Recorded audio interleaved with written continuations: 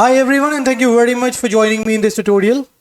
तो इस ट्यूटोरियल में बात करने वाले हैं हम लोग react based face login system के बारे में, जहां पे फ्रंट एंड में हम लोगों ने रिएक्ट यूज करा है और बैक एंड में हमारे दो सर्वर चल रहे हैं। एक हमारा Node.js एक्सप्रेस सर्वर और दूसरा सर्वर जो चल रहा है वो है हमारा फ्लास्क। ठीक है, तो किस तरीके से ये एप्लीकेशन काम कर रहा है सबसे पहले मैं आपको वो दिखाऊंगा। I've already created a profile on this platform using this information which you're seeing right now. तो ये नाम है, ये फ़ोन नंबर, ईमेल आईडी, ये डेजिग्नेशन। ठीक है, अब मैं इसको लॉग आउट करता हूँ सबसे पहले। तो ये होम स्क्रीन है। अब आप देखिए, ये जो होम स्क्रीन पर कैमरा है ये चेक कर रहा है whether the image which it is capturing, क्या उस जैसी इमेज पहले से ही डेटाबेस में है या नहीं है। अगर है तो ये देखिए इसने मुझे इस प्रोफाइल पे रिडायरेक्ट कर दिया। ठीक है, तो ये जो प्रोफाइल है हमारा ये कहाँ सेव्ड है मैं बता देता हूँ आपको। ये पोस्टग्रीज सर्वर से हम लोगों ने कनेक्टेड कर रखा है एप्लीकेशन, और यहाँ पे आप देख सकते हैं मेरी जो इमेज है, डेजिग्नेशन, फ़ोन नंबर, ये सारी चीज़ें यहाँ पे सेव्ड है। अब मैं एक काम करता हूँ, मैं फटाफट से ना इसको सबसे पहले यहाँ से डिलीट कर देता हूँ। ठीक है, ये मैंने इसको डिलीट कर दिया। ठीक है, तो मैंने रिफ्रेश कर दिया। अब देखते हैं टेबल्स के अंदर हमारे पास कुछ है या नहीं है। तो ये टेबल्स मेरा पूरा का पूरा खाली है। ठीक है, कोई भी टेबल हमारे पास नहीं है। जो हमारे पास टेबल बना हुआ था जिसके अंदर पूरी प्रोफाइल इंफॉर्मेशन थी वो था यूजर्स नेम्ड टेबल। ठीक है, अब चलते हैं हम लोग अपनी एप्लीकेशन की तरफ और देखते हैं कि वो क्या दिखा रहा है ब्राउजर के ऊपर। तो मैं यहाँ से लॉग आउट करता हूँ। Checking if you are registered user और नॉट। अब देखिए यहाँ पे दिखा रहा है an error occurred while checking your profile. ऐसा क्यों हुआ? ऐसा इसलिए हुआ क्योंकि मैं उस टेबल को डिलीट कर चुका हूं जो टेबल डेटाबेस चेक कर रहा है इमेजेस के लिए। ठीक है ना। अब सबसे पहले हम क्या करेंगे, VS कोड पे जाएंगे और यहां पे जो मैंने ये इमेज सेव कर रखी है इसको मैं डिलीट कर देता हूं। तो मेरा प्रोफाइल बिल्कुल चला गया है। I have deleted my complete profile from here. Now what I am going to do is I am going to stop this flask server. मैं ये हमारा npm सर्वर भी बंद कर देता हूँ, रिएक्ट को भी बंद कर दिया मैंने, और ये मेरा नोड सर्वर भी बंद हो चुका है। अब मैं क्या करूँगा, यहाँ पे जाके ब्राउज़र को बंद कर देता हूँ। एप्लीकेशन पूरी बंद हो चुकी है। अब सबसे पहले हम लोग पहले टर्मिनल पे चलते हैं। तो यहाँ से हम लोग फ्लास्क सर्वर को ऑन कर लेते हैं। ठीक है, फिर यहाँ पर गए हम लोगों ने npm स्टार्ट कर लिया और इसके बाद यहाँ पर गए हम लोगों ने नोड का सर्वर ऑन कर लिया। ठीक है, अब ये हमारा एप्लीकेशन आया। अब देखते हैं ये हमें क्या बताएगा। Please register your profile. तो मैंने बैकएंड में कुछ इस तरीके से कॉन्फ़िगरेशन सेट करी है कि अगर यूजर्स टेबल नहीं है वहां पर, ठीक है, डेटाबेस के अंदर, तो बैकएंड सबसे पहले क्या करेगा, वेब एप्लीकेशन जैसे ही यूजर एक्सेस करेगा वो यूजर्स नाम का टेबल सबसे पहले पोस्टग्रीज डेटाबेस, जो फेस लॉगिन डेटाबेस हम लोगों ने बना रखा है पोस्टग्रीज के अंदर, उसके अंदर क्रिएट करेगा वो यूजर्स नेम टेबल। अगर मैं अब इसको रिफ्रेश करूं, देखते क्या होता है। देखिए यूजर्स नेम टेबल आ गया, और अगर मैं इसको व्यू करूं तो अभी मेरे पास ये it's completely blank. We do not have anything inside this table. तो सबसे पहले अपन लोग एक प्रोफाइल क्रिएट करेंगे। तो उसके लिए रजिस्टर नाउ पे जाते हैं और यहाँ पे quickly we are going to create a profile. तो Gaurav, Jain Gaurav 126, phone number, designation में बदल देता हूँ सीनियर सॉफ्टवेयर डेवलपर। ठीक है ना, और एक इमेज चूज कर लेते हैं। ये इमेजेस मैंने अभी क्लिक करी थी इस वीडियो के शूट होने से पहले। तो ये मैंने रजिस्टर कर दिया अपना प्रोफाइल। अब देखते हैं कैमरा क्या बताता है।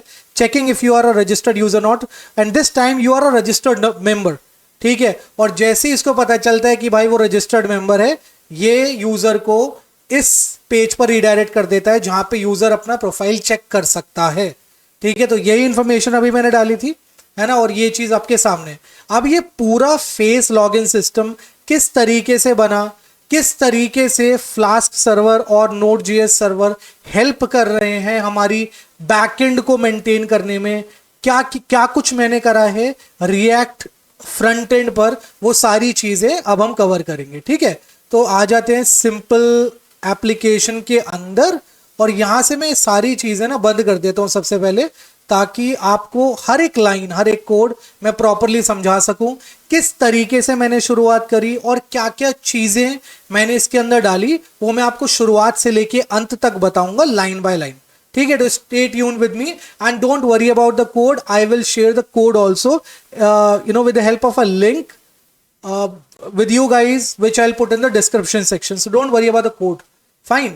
But before doing that, let me quickly turn on my VS Code camera, activate, and okay. So now it is fine. Coming back to VS Code. तो सबसे पहले आपको क्या कर लेना है, सबसे पहले कमांड चलानी है npx create react app। ठीक है, ये मैं सर्वर सारे बंद कर देता हूँ, एप्लीकेशन मैंने क्लोज कर दी अपनी। ठीक है, ताकि मैं आपको सारी प्रॉपर कमांड दिखा पाऊँ। तो ये कमांड आपको सबसे पहले चलानी है, वो है npx create react app camera form app. ठीक है, इससे क्या होगा, आपका एक रिएक्ट एप्लीकेशन क्रिएट हो जाएगा। अब उस रिएक्ट एप्लीकेशन के क्रिएट होने के बाद आपको क्या करना है, सोर्स के अंदर जाना है और एक कंपोनेंट्स नाम का फोल्डर बनाना है। ठीक है, बहुत सिंपल है, कंपोनेंट्स नाम का फोल्डर बना लीजिए।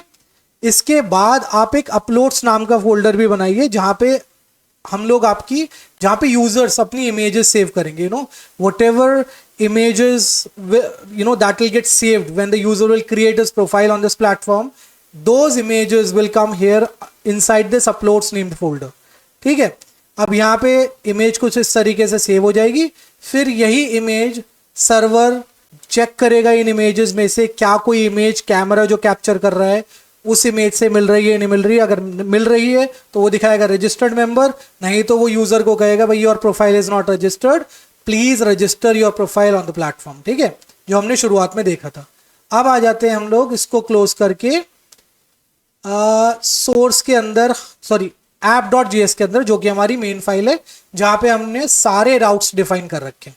लेकिन राउट्स डिफाइन करने से पहले मैं आपको बता दूं कौन कौन सी लाइब्रेरीज आपको इंस्टॉल करनी पड़ेगी इस एप्लीकेशन को, अगर आपको अपने लोकल डिवाइस पर चलाना है तो सबसे पहले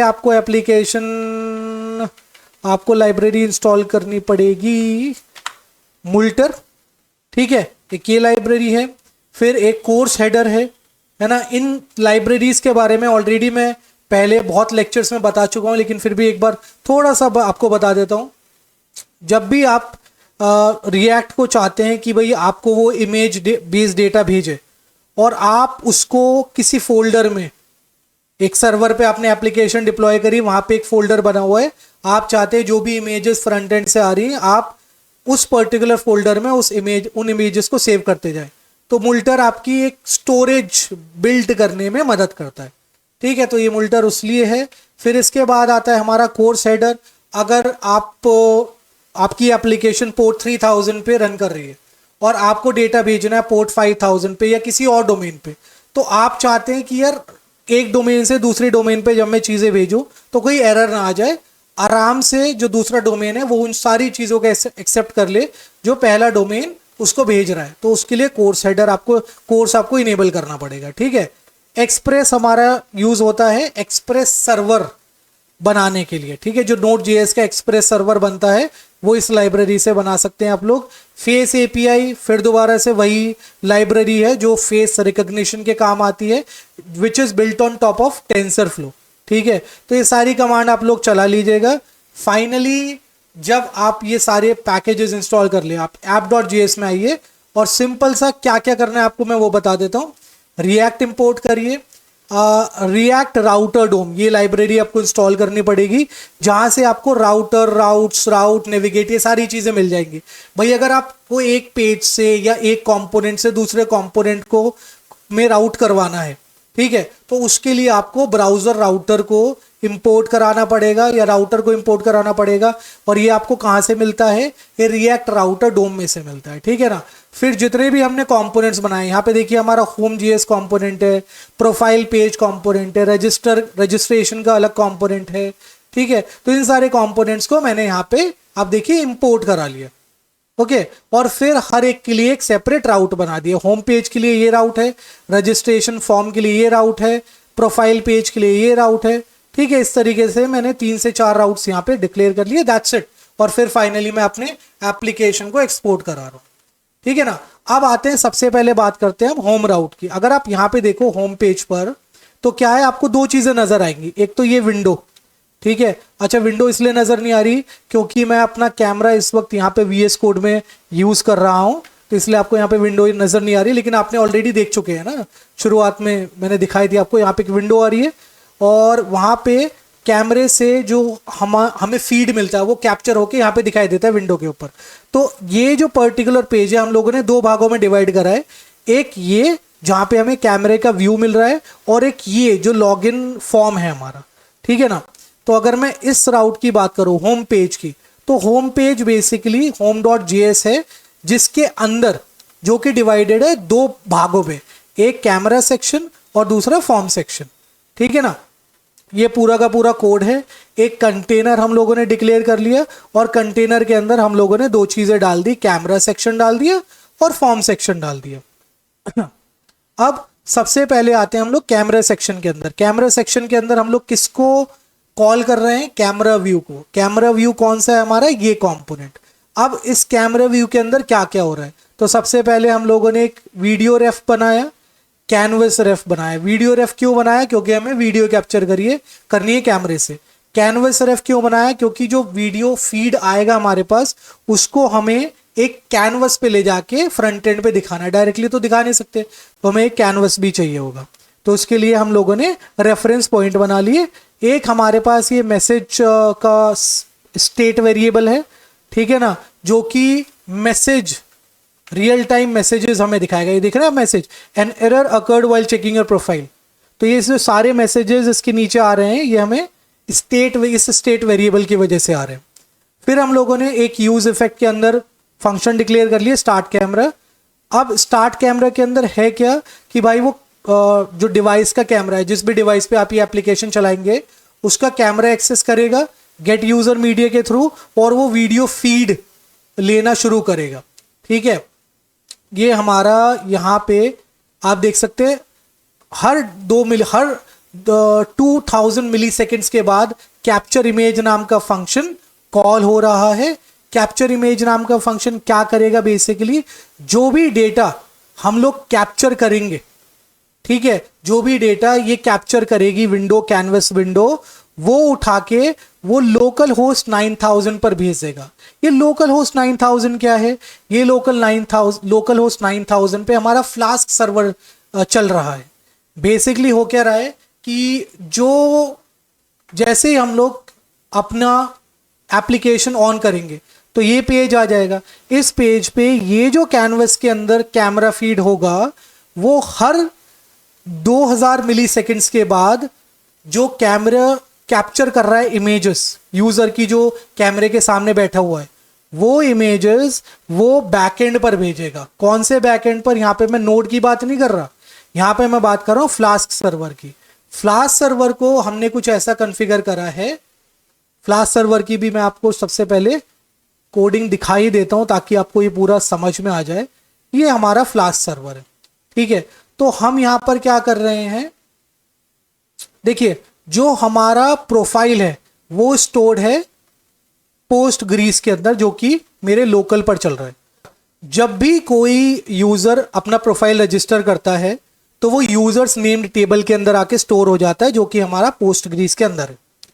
अब ये जो फ्लास्क ऐप है ये क्या करेगा, ये देखिए यहाँ पे अपलोड्स नाम का फोल्डर जो जिसके अंदर इमेजेस है वो हम लोगों ने उसकी पाथ डिफाइन यहाँ पे कर रखा है।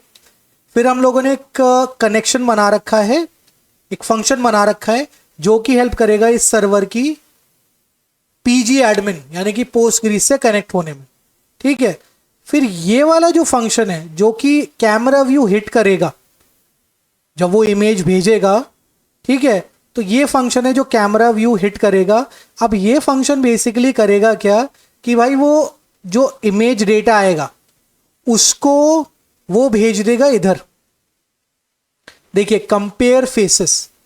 तो जितना भी हमारा मैटर, जितना भी हमारी इमेजेस अपलोड्स नेम्ड फोल्डर के अंदर स्टोर्ड है, सबसे पहले जो भी कैमरा इमेज कैप्चर करके लाएगा वो इमेज हर एक इमेज से जो कि अपलोड्स फोल्डर के अंदर है उससे कंपेयर होगी। अगर वो कहीं पे मैच करती है, ठीक है, फेस रिकॉग्निशन एक ऐसी लाइब्रेरी है पाइथन की जो एक परफेक्ट मैच आपको देती है। तो अगर वो जो कैप्चर्ड इमेज है वो किसी भी अपलोड्स के अंदर जो भी इमेजेस है उससे मैच करती है, तो उस इमेज का नाम, ये जो नाम है 1725178, ये बेसिकली एक टाइम स्टैम्प है, आप ये कह लीजिए। तो इस नाम को उठा के वो सर्वर को देगी, सर्वर उस नाम को लेकर पीजी एडमिन को यानी कि पोस्टग्रीज को हिट करेगा और देखेगा क्या उस नाम की फोटो इस यूजर्स नेम्ड टेबल में कहीं है इस कॉलम के अंदर या नहीं। अगर है तो ये सारी इंफॉर्मेशन उठाकर ये वापस से फ्रंट एंड को यानी कि रिएक्ट को भेज देगा। ठीक है, तो ये सिंपल सा हम लोगों ने फ्लास्क सर्वर इसलिए यहां पे यूज करा हुआ है। अब मैं आपको एक ये जो पूरा कोड है ये एक बार बता देता हूं। तो सबसे पहले हम लोगों ने यहाँ पे कोर्स को इनेबल करा, ठीक है, अपलोड्स फोल्डर की हम लोगों ने पाथ डिफाइन कर दिया, ये हम लोगों ने कनेक्शन बनाया किसके लिए, ताकि फ्लास्क सर्वर पोस्टग्रीज के साथ कनेक्ट हो सके। इसके बाद ये फंक्शन है जो इमेज को कंपेयर करेगा। तो आप देखिए ये जो data equal to request dot JSON है, ये जब डेटा आएगा जब पोस्ट रिक्वेस्ट एग्जीक्यूट करेगा इंटरप्रेटर, और पोस्ट रिक्वेस्ट में क्या करेगा, वो कैमरा व्यू से जो भी इमेज लेके आएगा वो उठाकर डेटा को दे देगा।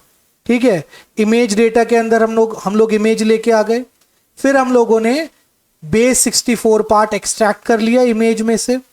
ठीक है, वेरीफाई करा कि भाई वो इमेज है या नहीं है, फिर उस इमेज को हम लोगों ने रीओपन करा, रीओपन करने के बाद फिर उसे एक ऐसे इस फॉर्म में कन्वर्ट करा ताकि फेस रिकॉग्निशन लाइब्रेरी उसको यूज करके ये पता लगा सके कि अपलोड्स के अंदर जो फाइल्स है क्या उनमें उनके अंदर जो फेस है क्या वो फेस इस इमेज के फेस से मिल रहा है या नहीं मिल रहा। ठीक है, तो इस फॉर्म में हम लोगों ने कन्वर्ट करा दिया। उसके बाद हम लोगों ने ये इमेज डेटा नीचे भेजा, यहाँ पे हम लोगों ने पोस्टग्रीज के साथ कनेक्शन बनाया। अब आ जाते हैं इस फॉर लूप के अंदर। तो देखिए जो पोस्टग्रीज का यूजर्स नेम टेबल है उसके अंदर बहुत सारे यूजर्स होंगे, ठीक है ना, अपलोड फोल्डर के अंदर भी बहुत सारी इमेजेस होंगी। तो हमें हर एक इमेज को देखना है, हर एक इमेज से जो इमेज हमें फ्रंट एंड ने भेजी है उसको कंपेयर कराना है। तो हम लोगों ने इसलिए यहाँ पे एक फॉर लूप डिक्लेयर करा है। ठीक है, इमेज हमने ओपन करी, उसको हम लोगों ने कंपेयर कराना शुरू करा। अगर वो कंपेयर हो गई फिर हम लोग डेटा लेकर आए पोस्टग्रीज के अंदर से उस यूजर का, और फाइनली इफ यूजर फाउंड, तो ये जो पूरा डेटा है यूजर का ये हम लोगों ने फ्रंट एंड को भेज दिया। ठीक है,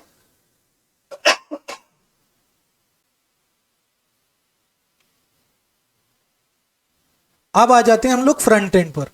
तो ये जो पोस्ट रिक्वेस्ट है, ठीक है, ये तो हमारा जो इमेज डेटा है वो फ्लास्क सर्वर के पास लेके गई।